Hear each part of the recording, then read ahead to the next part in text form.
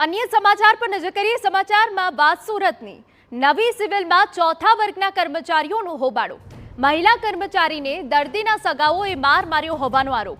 Trauma centre में चौथा वर्गना महिला कर्मी ने मार मार्यानो दावो छे।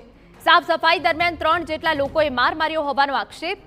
महिला कर्मचारीओ कामथी अडगा रही पोलीस स्टेशने पहोंच्या।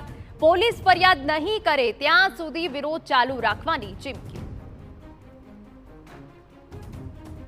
मारती હતી તે ચાલતા હતા એ લોકો મેં કહ્યું કે સાઈડ પર ઊભા રહો તમે અમે પોતું મારતા છે પોતું ઉકાઈ જાય પછી ચાલો તો પછી બીજી વખત એ જતો રહ્યો પછી પાછો એ જ રસ્તા પર આવ્યો પછી મેં એને કીધું કે પોતું મારતા છે ભાઈ તમને કેટલી વખત કહેવાનું સાઈડ પર ઊભા રહો તો એની બૈરી બે ને બે ભાઈ હતા એ બંને બી ગાળો દેવા લાગ્યા અને હાથ ચલાકી કરી મારી બંગડી હો ફૂટી ગઈ મને અહીંયા હાથમાં બી વાગ્યું છે લોહી બી નીકળ્યું છે।